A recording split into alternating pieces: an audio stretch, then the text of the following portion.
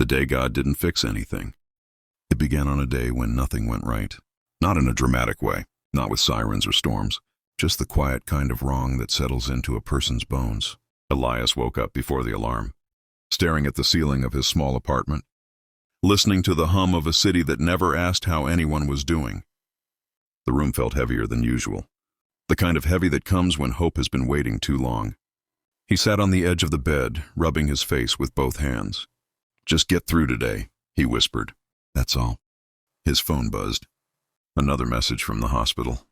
His mother's condition hadn't improved. No miracle, no sudden change, just waiting. Elias dressed slowly and stepped outside. The morning air was cold, sharp against his skin. People rushed past him, coats brushing, eyes fixed forward. Everyone seemed to be going somewhere important. Everyone except him. He didn't know where he was going. So he walked. He ended up near the old train station, the one no one used anymore. Its steps were cracked, worn down by decades of feet that once believed they were headed somewhere better. Elias sat down, elbows on his knees, staring at the ground. "I prayed," he said out loud, not caring who heard. "I prayed like they told me to. I asked. I begged. I tried to believe harder." No answer came. Then a voice beside him spoke, not loud, not sudden. "You're tired." Elias flinched and turned. A man sat a few steps away, ordinary, mid-aged, simple clothes. No sign that he belonged anywhere else. "Sorry," Elias muttered. "Didn't mean to talk to myself." The man smiled faintly. "People usually talk to themselves when they're talking to me." Elias frowned. "You think you're God?" The man didn't laugh. Didn't argue. "I think," he said gently, "that you're angry because I didn't fix what you asked me to fix." Elias stood up abruptly. "You don't know me." The man looked at him with eyes that felt old, not tired. Old in the way mountains are old. "Sit," he said. Something in Elias obeyed before his mind could argue. "My mother is dying," Elias said finally, his voice breaking without permission. "And everyone keeps saying it's part of a plan." The man nodded. "I don't want a plan," Elias snapped. "I want her." Silence settled between them. Then the man spoke. "Do you know how many people I could have healed instantly and didn't?" Elias swallowed. "Why?" "Because sometimes," the man said, "love isn't shown by removing pain, but by refusing to leave when pain stays." Elias laughed bitterly. "That's easy to say when you're not the one losing someone." The man's expression changed, not angry, not defensive, just wounded. "I lost my son," he said quietly. Elias froze. "And I stayed," the man continued. "I stayed in the silence. I stayed in the grief. I stayed when people thought I was absent." Elias felt something crack open in his chest. "Then why does it still hurt?" he asked. "Because love that doesn't hurt is not love," the man replied. "It's convenience." They sat together as the light shifted. People passed. None of them noticed. "Will she die?"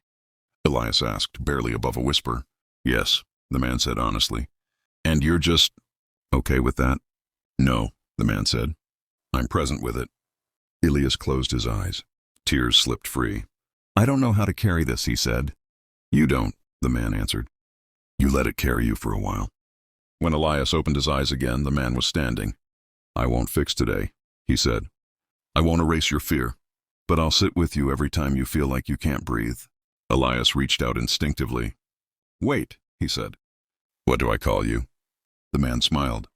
"You already know my name," he said. "You just forgot how softly I speak." And then he walked away, not into light, not into mist, just into the city. Later that night, Elias sat beside his mother's bed. He didn't pray for healing. He held her hand. And for the first time in weeks, he didn't feel alone in the room. Quiet truth. God does not always come to fix what breaks us.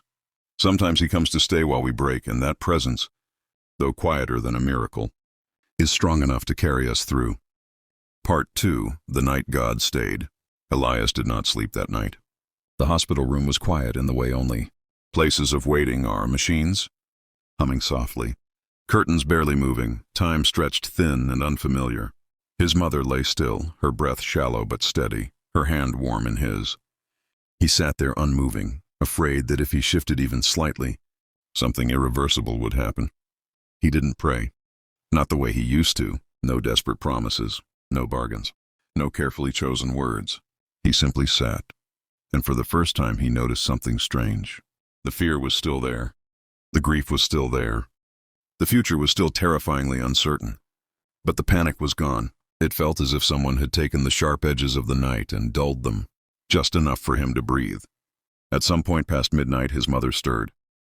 Her eyes opened slowly, unfocused at first, then finding him. "You look tired," she whispered. He smiled weakly. "You've always said I worry too much." She squeezed his hand, barely, but enough. "I had a dream," she said. "Someone was sitting beside you." Elias froze. "What do you mean?" She closed her eyes again as if replaying it. I couldn't see his face clearly, but I knew he wasn't a nurse. He wasn't afraid. Elias felt his chest tighten. He wasn't trying to fix anything, she continued softly. He was just there. Silence filled the room. Elias swallowed hard. Did he say anything? His mother smiled faintly. "No," she said, but I felt safe. The next morning she slipped away quietly, like someone leaving a room without wanting to wake anyone. There was no dramatic moment. No sudden rush of people, just a stillness that felt final. Elias pressed his forehead against her hand and cried, not loudly, not uncontrollably, but with the kind of grief that knows it cannot be undone. And yet even then he was not alone. The days that followed blurred together. Paperwork, condolences, voices saying, "She's in a better place," without knowing how hollow that sounded. Elias moved through it all like a man underwater. But every night, when the world finally grew quiet, he felt it again. That presence, not strong enough to erase the pain, but steady enough to hold it. A week later, he returned to the old train station. The steps were empty. He sat where he had sat before, staring at the tracks disappearing into the distance. "I don't know how to live without her," he said out loud. The city answered with silence. Then, quietly, a memory surfaced, not a voice, not words, but a truth that settled deep inside him. You don't live without love. You live carrying it. Elias closed his eyes. For the first time since the funeral, he didn't feel broken. He felt changed. Months passed. He started volunteering at the hospital, not as a hero, not as someone with answers, but as someone who knew how to sit in silence without running from it. He learned that some people didn't want hope. They wanted company, and he gave that freely. Sometimes, when someone thanked him, he felt almost embarrassed. "I didn't do anything," he'd say. And somewhere deep inside, a quiet truth would respond. Exactly. One evening, as the sun dipped low and the station lights flickered on, a young man sat down beside him on the steps. "I don't know why I'm here," the stranger said. "Everything hurts." Elias looked at him, not with pity, not with urgency, just with understanding. "Sit," he said. And together they waited. Quiet continuation. God did not fix the ending. He transformed the middle. And sometimes that is how faith survives, not by changing the story, but by teaching us how to stay inside it with love. Part 3, where God learned to speak through others. Years passed quietly, not in the way movies show healing, no sudden light, no moment where everything made sense. Time moved forward the way it always does, unevenly, patiently, without asking permission. Elias changed, but not dramatically. He didn't become louder. He didn't become stronger in the way people admire. He became present. The hospital corridors no longer scared him. The smell of antiseptic no longer tightened his chest. He learned where the chairs were most comfortable for waiting. Which nurses spoke softly. Which hours felt the longest for families who didn't know yet what they were about to lose. He never told people what would happen. He told them he would stay, and somehow that mattered more. One winter evening, the power went out in the East Wing. Emergency lights flickered on, casting long shadows across the walls. Panic rose quietly, the kind that doesn't scream but trembles. Elias was sitting with an elderly woman whose son hadn't arrived yet. "I'm afraid," she whispered. He took her hand. "So am I," he admitted. She looked surprised. "Then why are you calm?" Elias thought for a moment. "Because fear doesn't mean absence anymore," he said. "It just means we're human." She squeezed his hand tighter. Later that night, Elias stepped outside into the cold. Snow fell gently, covering the city in something that felt like forgiveness. He remembered the man on the steps, the voice that didn't rush him, the honesty that didn't protect him from pain, but didn't abandon him to it either. For the first time, Elias spoke out loud, not as a plea, not as a question. "I see what you did," he said. There was no answer, but there was peace. Spring came. Elias began to notice something strange.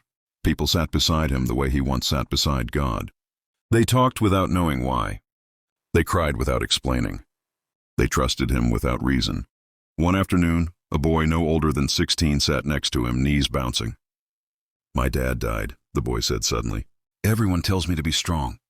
Elias shook his head gently. "You don't have to be strong here," he said. "You just have to stay."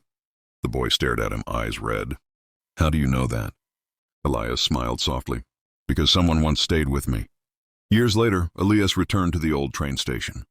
The steps were still cracked. The track still led nowhere obvious. He sat down where it all began. For a long time, nothing happened. Then a woman sat beside him. "I don't believe in God," she said. Elias nodded. "That's okay." She frowned. "You're not going to argue?" "No," he said. "I'm just going to listen." They sat together as the sun dipped low. And for a moment, just a moment, the world slowed enough for something sacred to pass between them. Elias never saw God again, not in a form he could recognize.